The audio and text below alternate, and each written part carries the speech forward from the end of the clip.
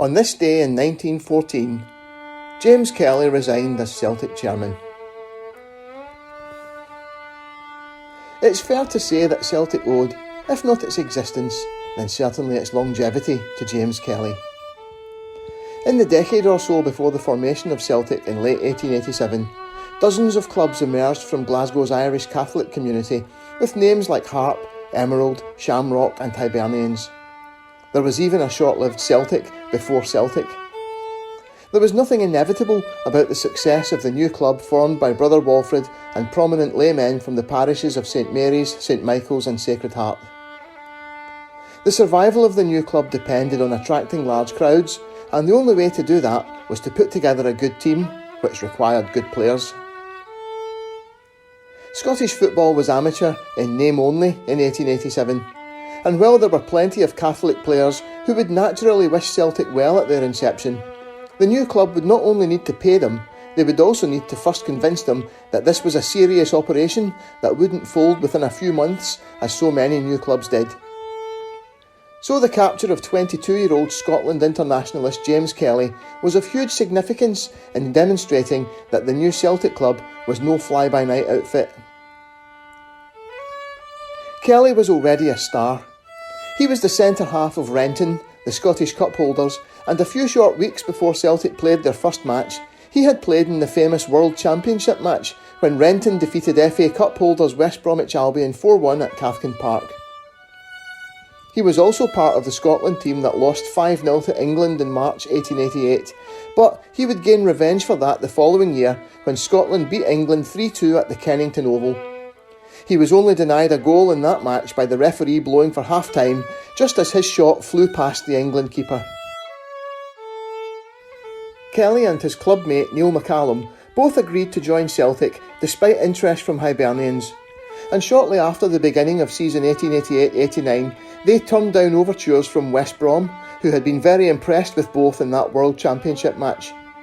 There were knowing nods in the press at the news of the two turning down a professional club in favour of remaining in the amateur ranks in Scotland. With Kelly on board, a stream of Hibernians players decamped to Glasgow to help out the new club at the end of the season in 1888, and to the understandable fury of the Edinburgh club, decided they liked it so much in Glasgow they'd just stay there now, thanks very much.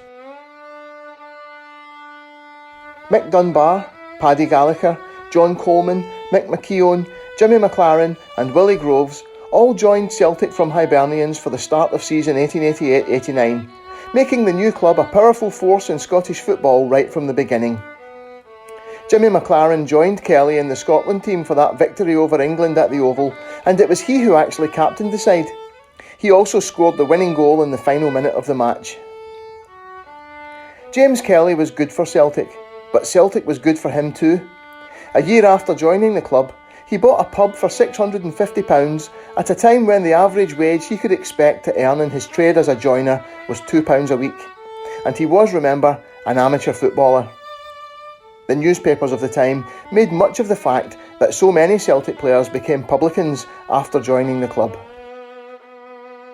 Kelly captained Celtic for almost a decade, leading them to their first great success in 1892 when they won the Scottish Cup, the Glasgow Cup and the Glasgow Merchants Charity Cup for a memorable trophy treble. The league title was won in 1893, 1894 and 1896, by which time Kelly had been elected to the club committee. And with his retirement from playing coinciding with the incorporation of the club, Kelly became a member of the first board of directors in 1897. Following the death of founding father John McLaughlin in 1909, James Kelly was appointed Chairman of Celtic. He stepped down from this position on the 28th of July 1914 due to business and other pressures. He was also a Justice of the Peace and a member of school boards. He would continue as a director of the club until his death in 1932. It's unfortunate that James Kelly's legacy might be tarnished in the eyes of some supporters due to the less than stellar contributions of his descendants, son Robert, and particularly grandsons Kevin and Michael in the early 1990s. But James Kelly was more than just a great Celtic player. Quite literally, the popular phrase of the time is true: no Kelly, no Celtic.